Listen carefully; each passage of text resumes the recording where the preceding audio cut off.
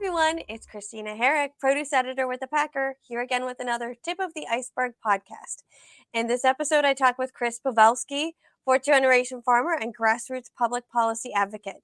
Thanks for joining me, Chris. Well, thank you, Christina. Greatly appreciate it. I appreciate the Packers coverage over the years, and I've been a subscriber for a very long time, and appreciate what you guys do.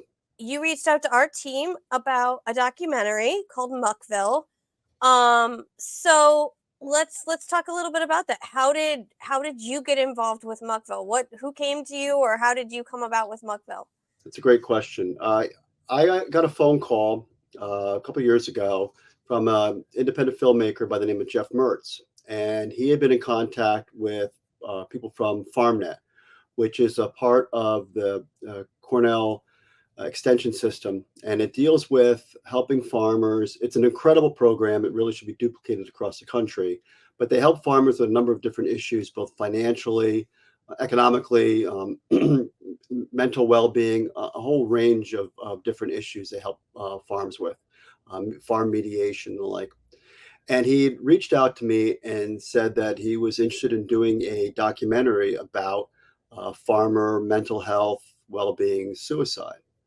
And FarmNet had recommended that he speak to me. And my family had used FarmNet, especially my wife and I, on a couple of different occasions, actually 3 different occasions it was. And again, we found them very, very useful.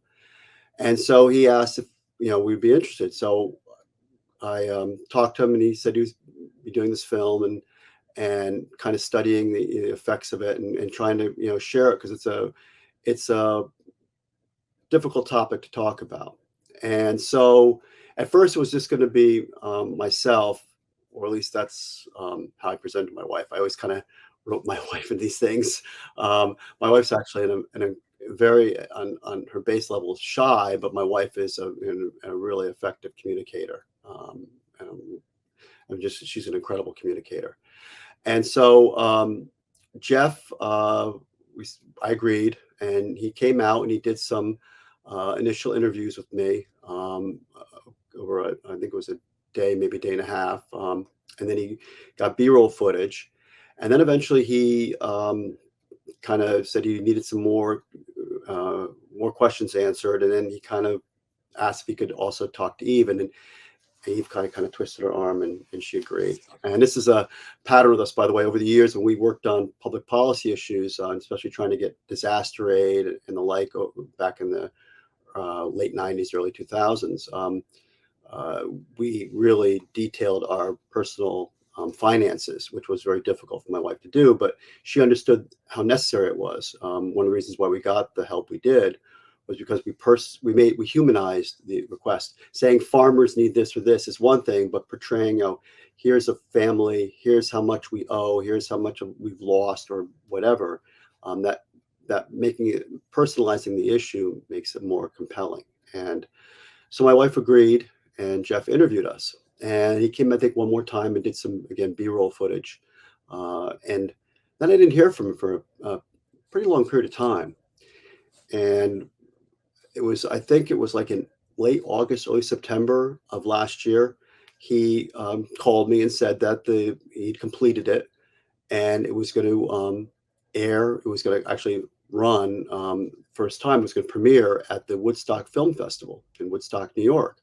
And he asked if Eve and I would like to come and attend. And we said, sure, absolutely. And then he sent us the trailer. And I didn't realize it was called Muckville. And I watched the trailer, and it only featured my wife and I. And I misunderstood. I had thought we were part of a larger, broader, there would be a number of farms that would be detailed. And I didn't realize that it was just us. So I kind of called him up. I says, Jeff, where's everybody else? He says, there is nobody else. It's just you and your wife. I'm like, okay. So we didn't see the movie until it's a documentary short, it's about 19 minutes, but we didn't see it until it actually premiered at the Woodstock Festival. So we didn't see it until we were in an audience with a whole bunch of people watching it. And so we, of course, my wife and I were just like going, oh my God, what did we say? Worrying about, we didn't hopefully embarrass ourselves. But when we watched it, we were very blown away by it. The filmmaker, Jeff is brilliant, and what he did with it is just he did an amazing job with it. Absolutely. And I it was tough at parts to watch because I have some questions that we'll get into about some of the topics that you covered. I mean, you alluded to them already and just kind of explaining how you got involved with the project, but you know the one thing I also realized too is that unfortunately your story um is not unique to the farming industry. It's something that a lot of growers and farmers have had to deal with throughout the years. So, you know, I I understand that the heart of the documentary is really the financial struggles of today's farmers, and then it's kind of this reverberation out of all of what that does to a family farm, what that does to a person, with it. So, I think you've already kind of mentioned this, but why is that an important story to tell today? Why do we need to have these conversations? That's another great question. I think one of the main reasons is because of the fact that only roughly 1% of the population is involved in agricultural farming, there is an incredible amount of disconnect between the regular population and the farming community.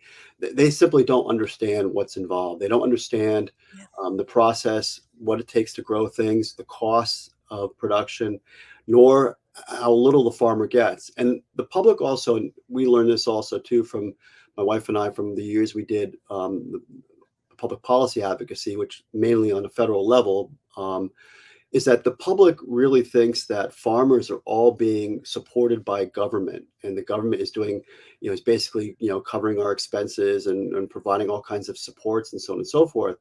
And in reality, of course, is that's not true. I mean, the bulk of the program supports go to what's referred to as the program crops, corn, wheat, cotton, rice, and oilseeds, and only a very small amount goes to actually producers of fruits and vegetables.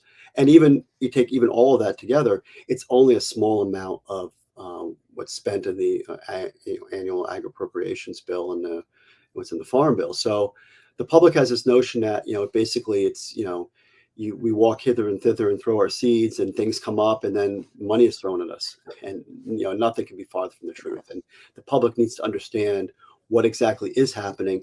And there's a reason why the average age of the U.S. farmer is in the mid to late 50s now, and our children aren't going into it. There are reasons behind that, and they need to understand that, because it's going to get to a point where you're going to lose all these farmers and you're not going to be able to get them back or save them. Yeah. Well, and the other thing that's really interesting too, is I do think um, the public kind of thinks of factory farming. They think of large farms, and they don't necessarily always think of the generational farming that I'm more aware of. Obviously, being in the industry, you introduced yourself as a fourth generation farmer, and it's a very personal thing to be in a farm. It's also as as we're going to get into with some of the other questions that we talk about. There's a lot of pressure in keeping that farm in farming, but that's something personal. And that's one of the things that's always really drawn me to the agriculture community, and just really, I don't want to say respect because that sounds trite, but really admire farmers because it is a generational thing. You've learned from your family, you've probably grown up on that farm, and you want to keep it in the family, and there's a sense of pride there.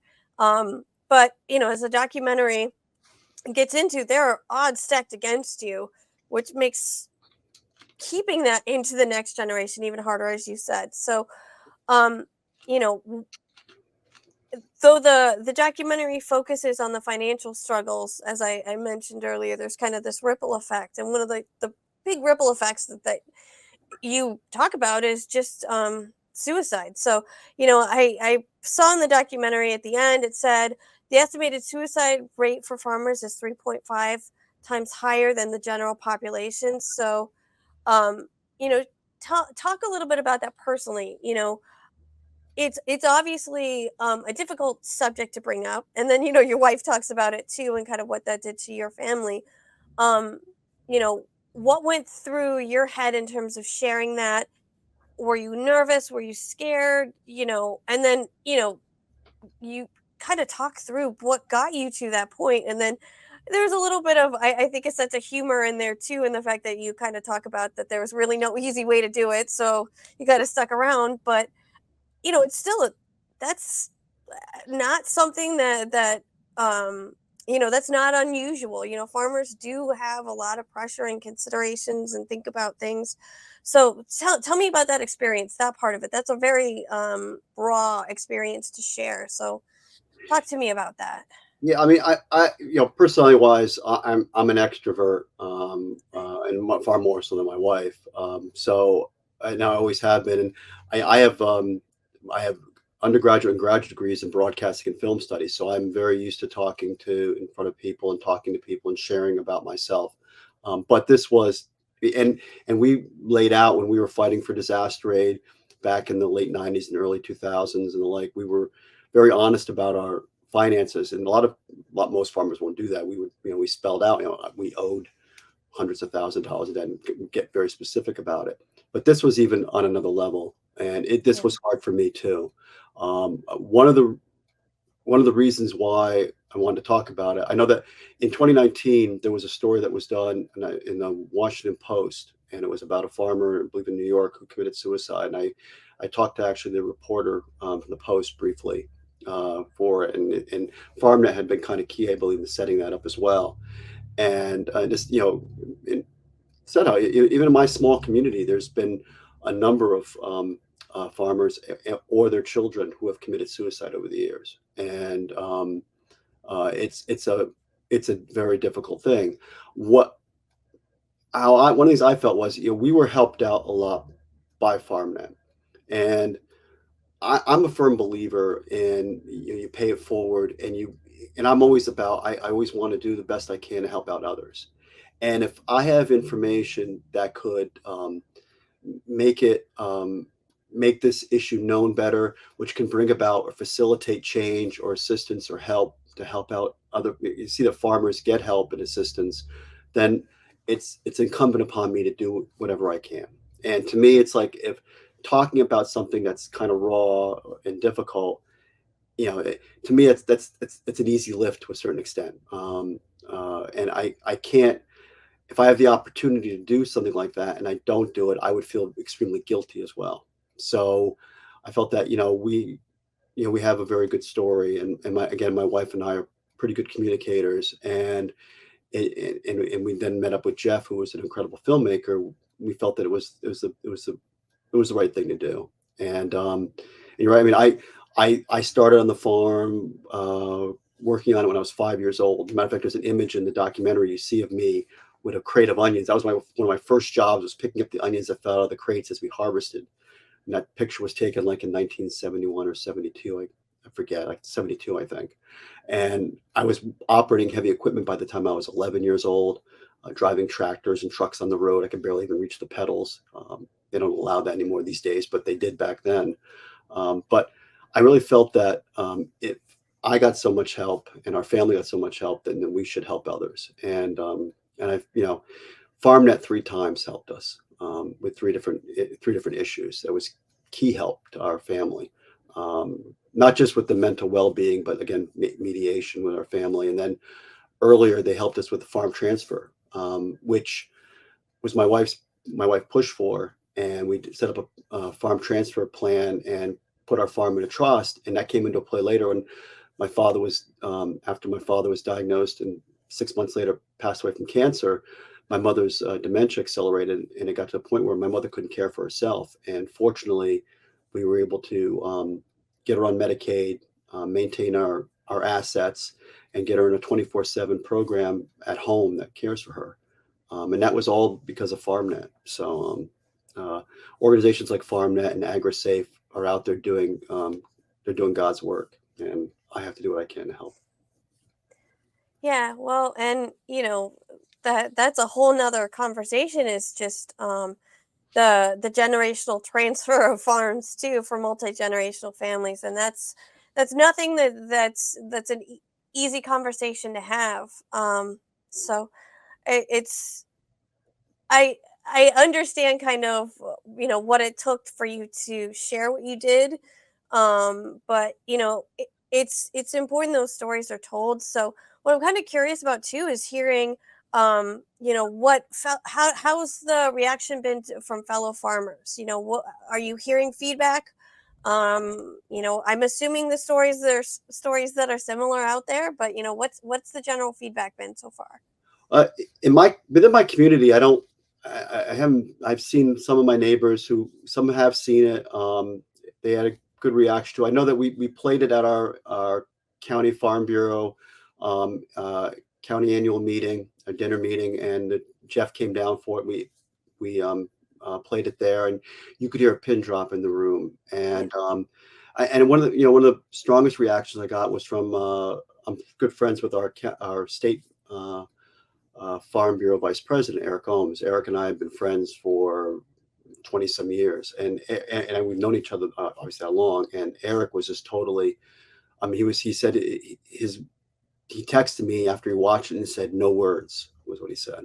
Yeah. And the reaction I've had from like when we've been to events, I spoke at a young farmer and rancher conference in Omaha, Nebraska, back in February, I believe. And we just showed the trailer there, and again, you could hear a pin drop after the trailer ran. So any farmers that I've talked to that have watched it have just been, especially those that know my wife and I, because we didn't.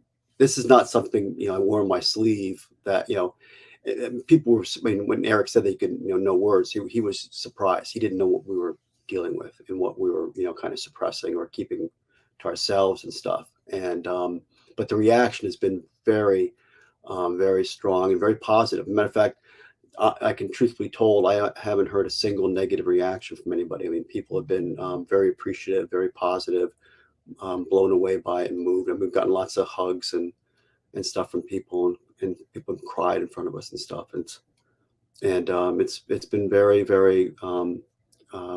moving how people have reacted to it. Well, and I think it's it's really tough. From and I'm generalizing now, but a lot the farmers I know, a lot of them are very much have that attitude to keep their head down, keep going, plow through it. Um, and so having having the kind of conversation that you started and introduced in the documentary is a tough one for them to face. I'm sure, there's, dare I say, community. There's at least feeling that you're not alone. Because when I watched the documentary, I thought, well, unfortunately, your story is like I said, not unique. It's a terrible story to have to face. But that mental health is such a challenge for those who feed the world. Um, and so I think it's good to have that brought up, and just to start talking about it. Obviously, you talk a little bit about the help that you got, and kind of how you worked through some of that, and so just having that out there, I think is a good conversation to start. Um, I yeah. There needs to be kind of a change in attitude too, because like farmers I know again are very tough and so, and it just even applies even like to physical health. A lot of times Yeah. they'll ignore and the like the Mhm. sickness or an illness or things like that, and that's getting better now in most cases. They'll when you have a pain in your back, you go to the doctor, you want to check and see you're okay, and we really need, and both farming and a society across the board, mental health is just a similar thing. If you have an issue or situation, you need to have it checked out and have it treated or cared for. And it's not there's nothing embarrassing about that. There's nothing wrong about that. That's just the nature of life on planet Earth, and we need to kind of get away from that stigma and look at it as being you have a you cut yourself, you take care, you stop the bleeding and you fix it, you take something for the pain, and you treat it accordingly. If you have a pain in your emotions or your mental well-being, you have it treated. And that's what we really need to have people to have, to look at it that way and accept it that way. Yes, and I think, the more that the farming community comes forward and kind of shares what they're going through, I think the more that becomes accepted, maybe understood. I I understand the stigma, and I understand why farmers might not want to have conversations. Plus, then you're actually kind of putting into words what's really going on. You might know what's going on, you might know something's wrong, but you're actually then taking a step forward, and that could be a really tough thing, even for just me. Sharing when I'm struggling with something that's is not easy to do because you're having to face both your humanity and Your vulnerability. your well, yes, well, I was going to say your flaws, but vulnerability is exactly right. Yeah. Yeah. So, we talked before we hit record about your farm. So, it the farm in Muckville is about onion farming. So, kind of share where the farm where you are with farming, and kind of where the family farm is. Is it going to be another generation? Talk to me about what's going on with your farm currently.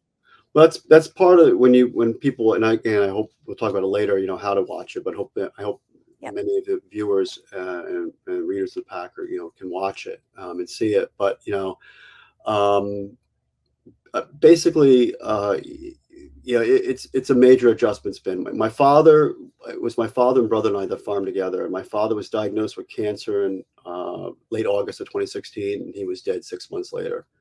And it took him very fast. He had stage 4 renal cancer. And my brother and I kind of farmed together afterward, but it didn't work out. We kind of separated. And it's not just the farm that I left with managing, but also my mother and all the trust assets and such. And it was just like this heavy load was just dumped, and I had to, basically take care of everything. And my mom has dementia. It's a challenging, just to navigate the programs and such that are there to, to help her. Assisted care and treatment is difficult. So we had to make adjustments. One thing was we had been losing money while growing onions. We had part of it was we had weather disaster years. The weather has been terrible here since I came back to the farm. I left for a couple of years. I pursued my master's degree from the University of Iowa. Go Caitlin Clark, Hawkeyes.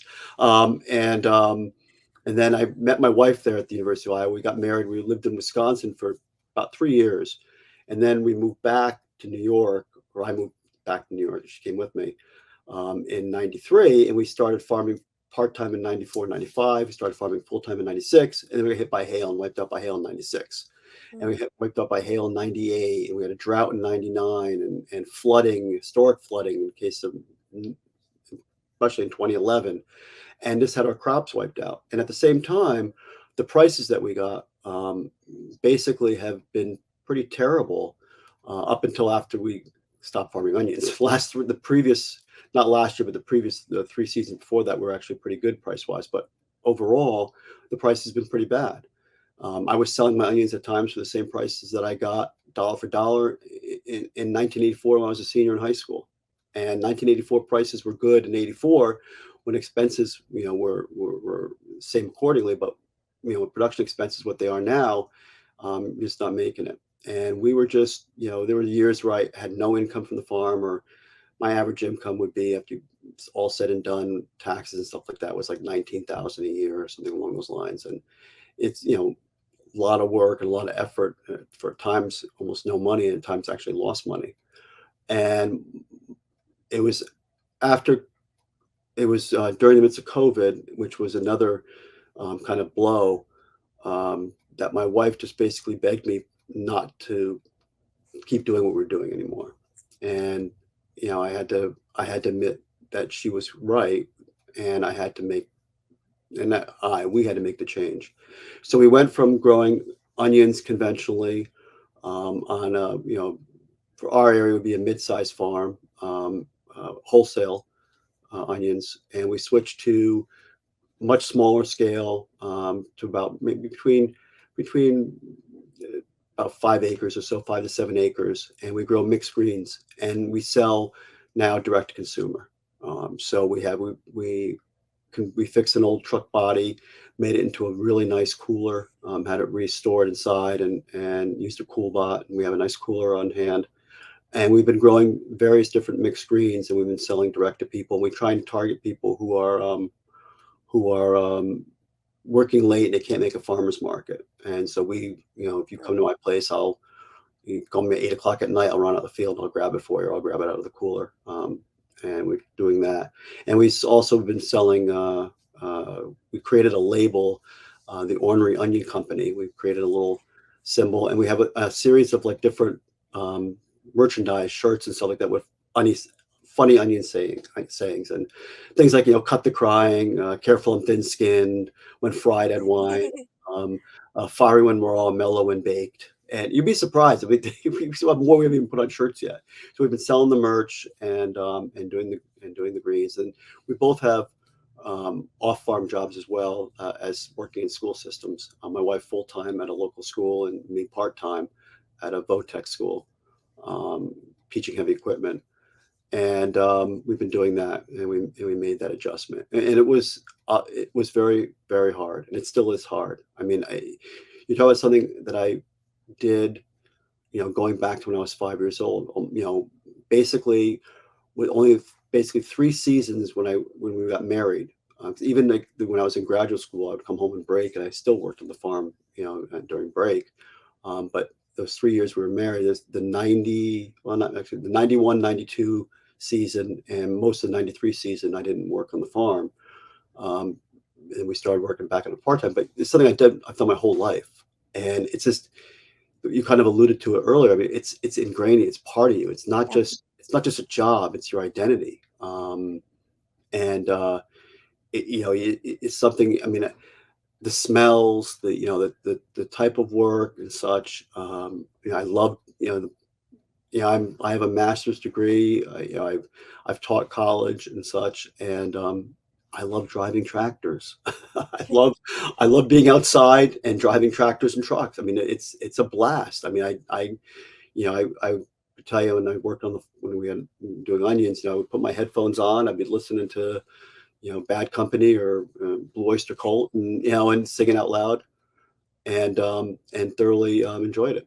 If they go also on Google, type in spring and ornery onion, that'll take you to the Spring. Is like, used to be Teespring, now they're called Spring, and that'll take people to our merch page, and they can take a look at our merch, because it's funny stuff. My favorite is when fried. Actually, is when fiery when raw, mellow when baked. My wife's favorite is when fried add wine. So so we designed the logo. It's a funny little logo, and the sayings are very funny. So hopefully people will also go on Google. And I wish spring was easier, but you type in spring in Google and ornery onion, and it'll be the first thing that comes up. It's great. I'll check that out too. Yeah, that's hilarious. It's funny stuff. It is. Yeah, and I would think it would be kind of a challenge, just because you've taken all that institutional knowledge of four generations of onion growers, and now you've got leafy greens. And yes, leafy green season, there's probably a faster turnover, so you might be able to adapt. But that whole new pests, whole new challenges, whole new everything. So that would be an interesting change.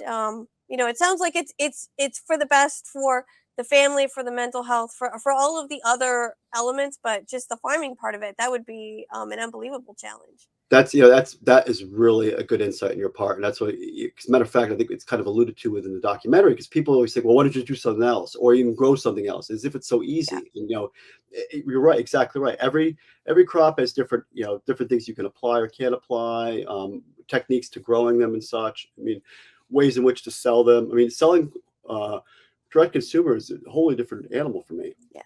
It's difficult. And, but that's a great, and it reminds me of another thought I wanted to mention too from earlier, when we were talking about the stigma with the farmers like that. And one thing I've thought about is what farmers need to look at is when, you have a disease going through, like in case of onions, botrytis leaf blight blasting through, you have to go and you have to hit it with certain chemicals to stop the leaf blight. Or if you have thrip going, you have to hit them with, some insecticide to kill thrip. If you have if you're having issues as far as your mental well-being or your mental health, you've got to you got to hit it with a thing. That may be therapy, it may be medication. There's nothing there's nothing to be ashamed about that. I mean, it's the same way you're not ashamed when you spray your onions to control leaf blight. You shouldn't be ashamed if you have to go out and if you need help uh, to reestablish your mental well-being, whether it be a medication or therapy. You shouldn't be ashamed of that. And even I mean, when I went through therapy actually earlier after my father passed, and I didn't tell anybody. I was embarrassed by it, and there's nothing you should be embarrassed about. But that's a great insight on your part, and that's exactly right regarding the production stuff. I mean, it hasn't been easy. It's a totally different animal to as far as what to do, the techniques, the skills, and there's been a learning curve to it. That's exactly right. I mean, that's very insightful on your part. Well, and as you were talking about just how farmers often will go for chemistries to help with the any kind of pest or disease. I was also thinking about just like if you're granted if you're all growing onions, you're probably all harvesting around the same time, but oftentimes somebody might need some help with this or that, and so you go pitch in on your friend's farm. And so I kind of think of mental health and therapy as that too. You're getting an assist from someone else, you're asking somebody to help. Right. It's obviously getting to that point of asking, which is, I think, the struggle for everyone, is getting to that point where I need to do something. Yeah. But to me, it's similar as that. You're asking somebody to help you pitch in because you just can't do it yourself, and that's kind of how I see therapy is you can't do it alone, so you gotta have somebody help you with that. But anyway. You asked about too, like whether it stands out. I have two sons. My oldest is he liked working on the farm a lot. He started. It's funny. I wasn't as my father, he put me on the machine to drive the forklift when I was 11 years old, and that was it. And I was the opposite. I was like more cautious. But my son, I think, was 16. He started working the forklift and stuff, and he enjoyed doing the work on the farm. My oldest son, but he's got his degree in civil engineering. He works for an engineering firm in Chicago. Oh. He moved out there.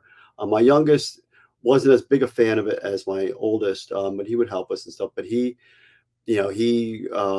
doing surveying work. He's in college right now, and basically, in talking to my oldest son, he liked the farm work and stuff. But what it came down to was he saw how we live very simple lives, and a lot of it is because of the fact that our income was so low, and he didn't want to be poor, and he wanted to have a decent income. So one thing I hold out hope for, I know some cases around here it's happened. I've heard of the stories too, where kids have moved away, and then after being away for maybe 10 years, I was only 3, but I know I've heard stories of 10, 15 years or so, they've actually then moved back and and worked on the farm again. And I'm hoping that actually one day that'll happen again, that my sons will decide that they, hey, I miss this, and this is something unique and something to be appreciated and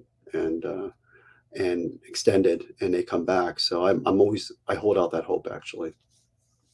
I've covered enough generational farms to see that happen. And it's almost a unique perspective where the family member that's gone away, gone to college, maybe even had an outside job, they bring a unique perspective back to the farm where, those that have grown up on the farm, and it sounds like your story is similar. You went away for a while, you got your degrees. But coming back, it's a different perspective than that being your entire existence, Yeah. basically up from birth to 20s, 30s. Yeah. So it's highly possible, and I think the fact that you and your wife took a look and were able to pivot to something that's a little bit more, dare I say, sustainable, but just something that isn't setting the deck of cards up against you. I think that also bodes well for the next generation. But you're right. There's a lot to be said, and there's some time. But it's good to hear that you kind of recognize that it's still possible, and but you're also not demanding. You're wanting them to be the drivers of coming home, and I think that's really where the success rate is. The Yeah. family member that's forced to come back because of something happening, it's a different story than the family member that chooses to come back. Yep. Um, Yep. yeah, Exactly. Yep. They have to want it. Right, exactly. yeah, Yeah, or it's not good actually. And like I said, I wanted it when I came back. I grew up on yeah. the farm. I used to hate it. I used to kick one of the neighbors used to say Oh, he that's normal. kick the onions on. They'd see me from the road, be angry and stuff.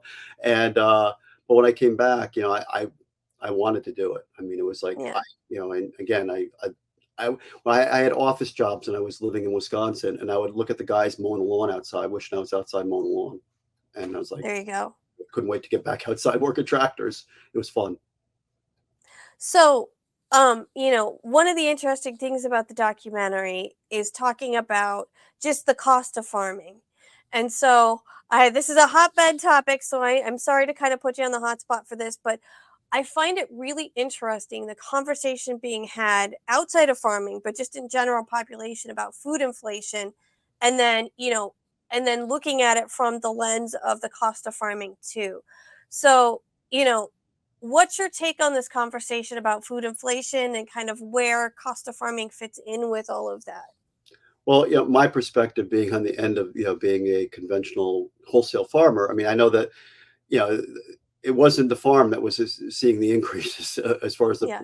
price increases. It's other aspects of the chain down of where it's going, uh, where it is. And, you know, the bottom line is it has to be, it is a lifestyle and the like, but it has to be something you can make a living doing. And it's a point I made a few years ago, back in 2010, I think it was. I testified before the Senate Agriculture Committee. It was the first hearing to reauthorize the Farm Bill that year. And I was Senator Gillibrands. It was three panels, and the first panel was the Secretary of Agriculture, Bill Sack. Second panel was the head of the two farming organizations of Farm Bureau and National Farmers Union. And the third panel was four farmers, and I was Senator Gillibrand's choice to be testify. And during Vilsack's testimony, he talked about he had a plan to create 100,000 new farmers, like when President Clinton created 100,000 cops. And you're laughing. I mean, my wife and I kind of laughed. We heard that, and we thought it was kind of kind of a silly notion. We thought, and when our panel was up there, we were asked, the four farmers, what we thought of it. And I was diplomatic, but I also was able to incorporate my college training. I said, instead of trying to come up with a scheme to create 100,000 new farmers, why not make farming more profitable for those of us that are in it? And then we will naturally stay in it, and our children will. And then I said, when I say profitable, I don't mean, I want to be Elmer J. Fudd millionaire and own a mansion and a yacht. I just want to make a living. And I got to work in a Bugs Bunny quote into the congressional record, which was my professor would love that. Bob Thompson was my mentor at undergrad. He thought that was the best. But that's what it comes down to. We need to make a living, and we need to look at it the way it is, and our system, how it's set up, because we've had a cheap food policy in this country since the Great Depression. And and I'm not I can see food inflation. We go grocery shopping once a week, and I know what our bill has been, and it's been much higher, no doubt about it. I'm not dismissing that, but we still, in this country, we still pay we have one of the cheapest food supplies on planet Earth, and certainly among the industrialized West, and in comparison to the rest of the world and in the developing world, it's so much cheaper. And that's one of the points I made in the documentary when I talked about where I said how and I've been on online discussion groups where for years and years, and people would say we're being subsidized, you farmers are being subsidized, and I would say you've got it backwards. You're not subsidizing us, we're subsidizing you, because the foundation of our economy is on cheap food and cheap fuel. Say the consumer price index, that's how the inflation rate is in large part is determined and such, and it's artificially cheap. I mean, what it actually is involved to produce it, and then what it's sold for is incredibly cheap. And we have to decide whether or not do we want to maintain, a largely domestic food supply system, and have, independent smaller farmers be the backbone of that, or do we want to go to basically literally a handful of producers that produce all of our food, and we also import a lot? That hasn't worked really well in terms of energy, as far as in terms of policy, public policy, and the like. And I don't think it'd be very good in terms of food production. And we as a society need to make that decision very soon, because we are losing, because farmers are aging and their children aren't going into it. We're losing farm land. A lot of it, in many cases, is being developed. So we have to decide policy wise, do we want to encourage policies that encourage having these a lot of smaller farms and the like, or do we want, food production controlled by? And that's a point I made when I wrote an op-ed that ran in the Albany Times Union back in 2020, and the title of it was called "Unsustainable Disparities." And I point out that quite often, over the years, when I would sell my crop and the like, the pesticide dealer, the person I maybe rent ground from, the seed salesperson, the repair person, the person I buy my fuel from, the electrical company, the government entities that collect taxes for me, all these people would make a cut out of my labor force, all got paid, would make a cut out of it. And then there were times where the only person who didn't make any money was me. And that's not exaggeration, it's the truth. And it's like, that's not sustainable.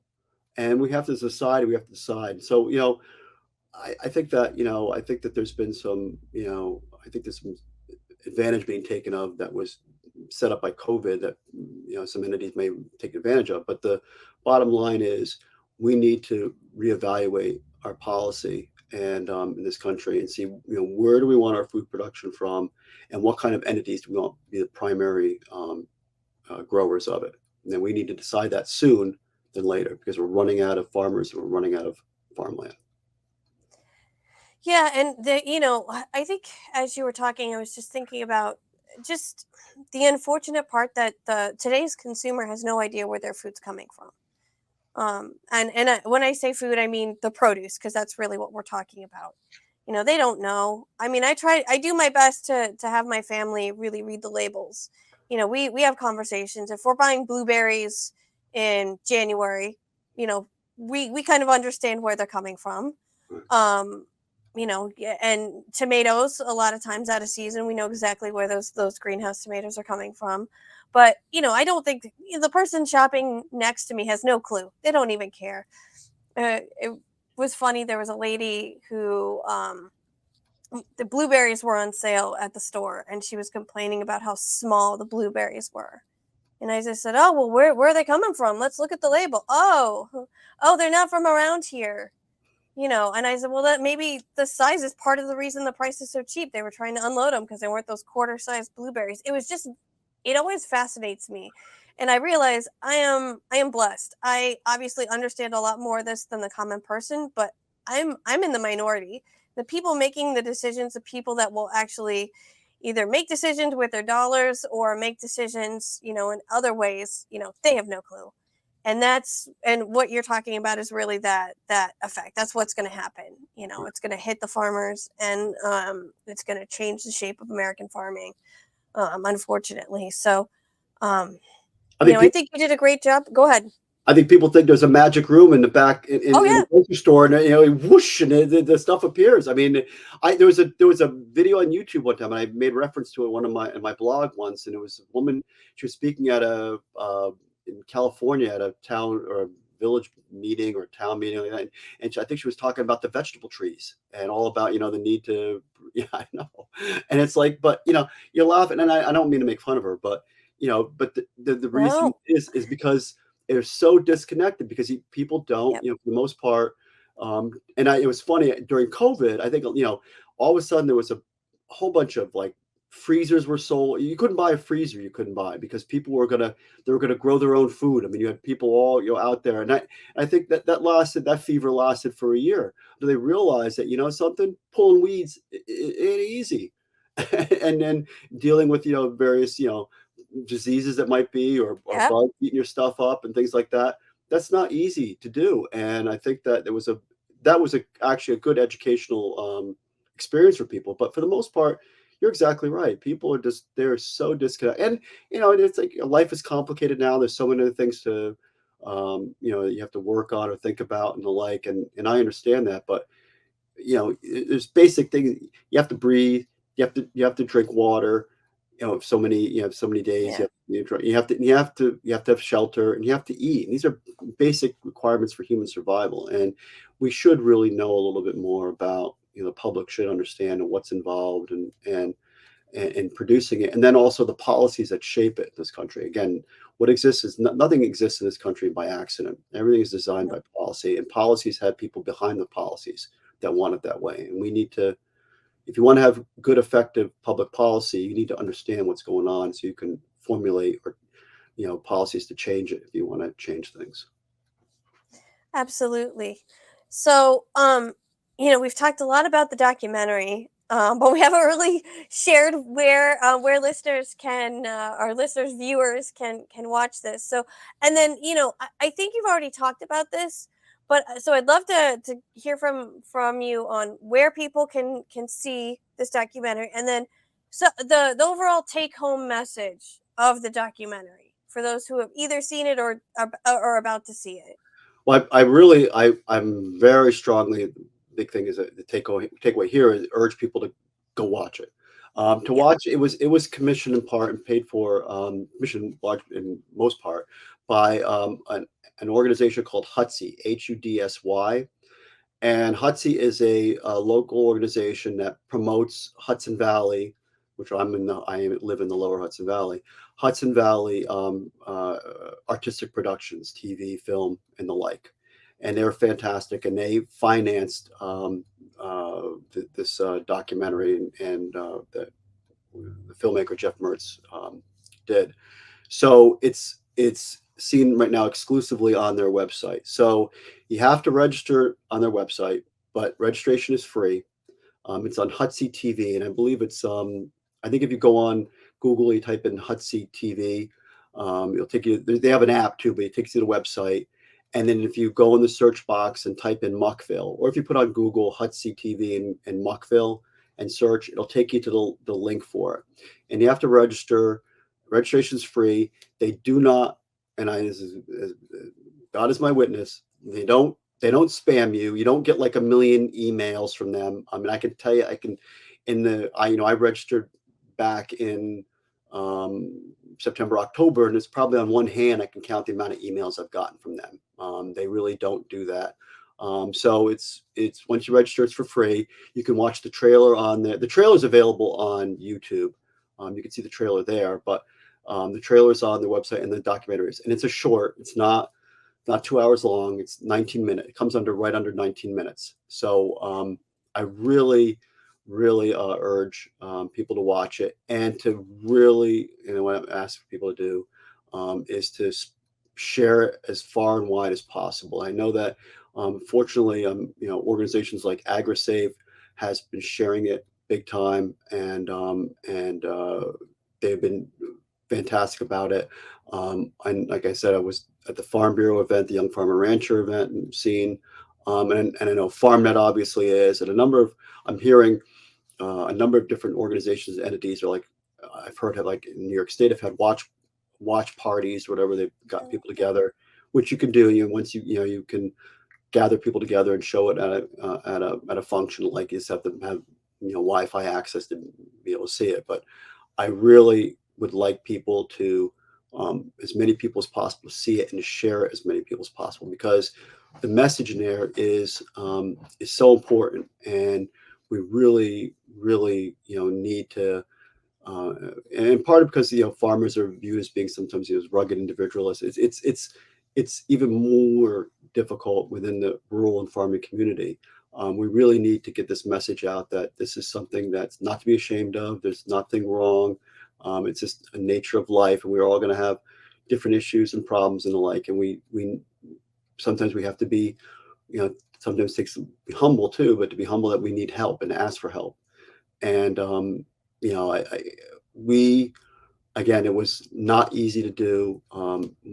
Hard, especially for my wife. It was very hard for her, and my wife, by the way, my wife is amazing in it. When you see it, I mean, my wife. I mean, I've had. I can't tell you how many of my friends who are familiar because like we've both been in the press a lot. I've been more than her, but hundreds of times over the years, and every single person that knows us who have seen it has said that my wife is the star of the piece. She does the better job. And I have to tell you, I've seen it now. I just watched it the other day at my again, my mom's dementia is mild. She knows who she is, and she has her memories from years ago is better than her. Ask what she had for breakfast, she can't tell you.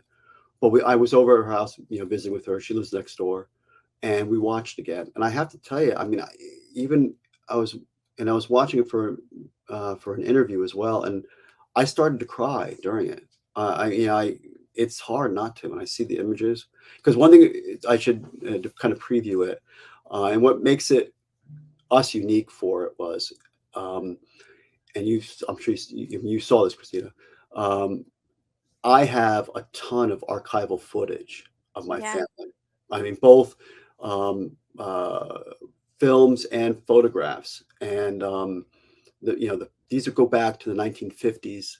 In some cases, some of the pictures go back to the 1940s and the like. And not many, my wife, I think, has in her possession like literally like a handful of pictures when she was a kid. I mean, my family was very different. My father and my aunt had 8 millimeter film. So I have two great grandfathers on 8 millimeter film, including the one who came over from Poland and farmed. There was uh, my dad's grandfather, his paternal grandfather. I have a great grandmother at my mom's side who's on film. I got my mother as a baby, literally, on film, which is like, most people now today, people now are going to be able to say that because everyone has a cell phone with a camera and there's, everything's being shot now, shooting Yeah. video stuff.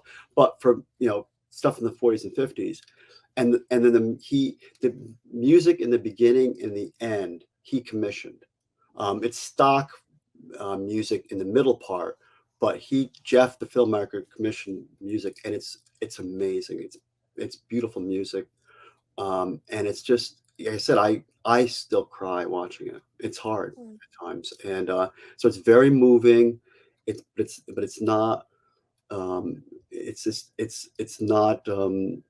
It doesn't hit you over the head. Let's put it that way. It's very on some levels. It's subtle, um, and like you made reference, like you talked about, the fact that it's no, we talked about the fact that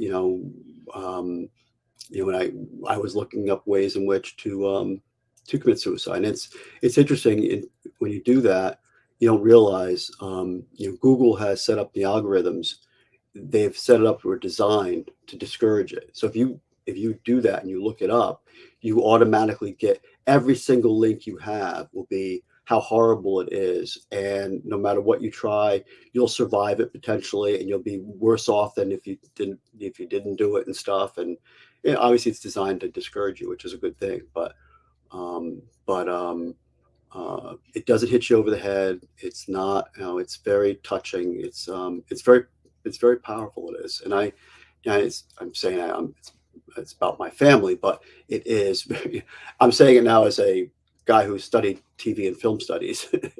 it's very, and again, my professor was moved by it as well, big time. He thought it was just an incredible production.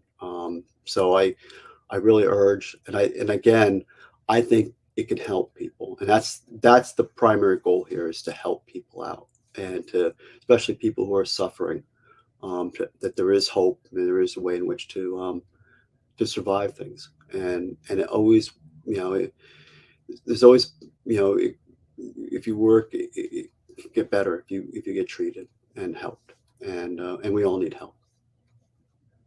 Well, I'm glad that Google dissuaded you from acting on your thoughts, and I'm glad that you were able to get the help that you needed, because we wouldn't be having this conversation here. And I think you being on the other side of it, just adds more weight to that conversation. But it is the human element of it that I think really touched me, was just realizing that you had a real reaction of how do I make this pain for my family go away. Well, this is an easy way that I could do this. Well, then it's not so easy. Anyway, I'm very glad that you're here. I'm also I was very touched by the movie. Like I said, kind of understanding the farming industry to some extent. I realized that your story wasn't unique, but it's also kind of painful to realize that it's not unique. And realizing that it's a struggle for a lot of farmers. So, I'm just glad that you were able to talk to me about the documentary, and we'll do our best to share it however we can. So our readers, listeners, viewers can try to find the documentary. Um, And that's kind of all the questions I had. Sorry, Chris, go ahead. and I appreciate, because I've been interviewed by Tom Cars before. That was one of my favorite interviews he did of me, actually, a few years ago. No, seriously, it's one of I love that interview he did. We were talking about trade practices and the like. And I appreciate, again, organizations like FarmNet, obviously first and foremost, and AgriSafe, and also your publication and publications. You guys have done a great job covering, a wide variety of issues, including like this. And it's very important. And it doesn't, you can make a brilliant film, and it can tell a great story, and it can, be positioned to help people. But if no one knows about it and it's not told, well, then it's, again, a tree falling in a forest. If there's no one there to hear it, doesn't make a sound. And so I have to thank the Packer and Tip of the Iceberg and Farm Journal and you guys and your family of publications and the like, for what you guys do. Again, without you guys out there, sharing this message, it doesn't matter what we say or how well it's said. Well, thank you again for thinking of us and reaching out. And like I said, we'll do our best to get the word out, because I think it's an important conversation to have. Mental health is important in any discipline, but especially in farming. I think it's something that is so important to talk about, to share, and just to be honest about. Everyone's going through struggles. It's just important that um, people understand that there are some resources out there, and that they're not alone. There are other farmers going through that, and there may be a way to be able to reach out to someone and share their thoughts. So, Yeah. thank you again for joining me. I know that I know Senator Gillibrand is working on a national phone number, which is good. But as far as Oh, that's great. with the for help for mental health and suicide prevention. And then one thing I've been recommending is, I think that other states actually should be at a national level, should really create a program like FarmNet. And basically, you have the CREASE system, the extension system. That model of FarmNet should be expanded out, and it should be a nationwide model. And because, again, they helped us with the farm transfer, they helped us with mediation, and I should mention the main reason this came out of when the farm was subsequently changing. We got two people from FarmNet who helped Eve and I, and one was a person who dealt with the business aspect of things, and then the other person who dealt with the mental well-being. And we met with them person and then via Zoom, and they provided a lot of assistance and advice and technical aid. And their heartfelt concern made a big difference. So I really hope that what we have in New York can be expanded out to other parts of the country. I think that would be if it doesn't get in this farm bill, then hopefully that's something that they can start work on immediately, expanding out for the next farm bill. Because again, those programs would help out immensely. And again, hats off to FarmNet, AgriSafe. They're fantastic entities. Thank you again, Chris Pawelski, for joining me today. This was an absolutely fantastic conversation. It's tough topics to talk about, but really great conversation. Thank you so much for joining me. I want to thank you, Christina. I want to thank you and the Packer and Tip of the Iceberg, both for covering this, but also your compassion and your kindness, and your questions means a great deal to me and to other farmers who are in a similar situation. So I want to thank you for the opportunity to talk about this. Absolutely. And I want to also thank our listeners slash viewers for tuning in. And if you like what you hear, you can catch new episodes of Tip of the Iceberg on your favorite podcast platform like Google Play, Spotify, Apple, and more. And that's a wrap for this edition of Tip of the Iceberg, brought to you by the Packer, Produce Market Guide, and the Farm Journal.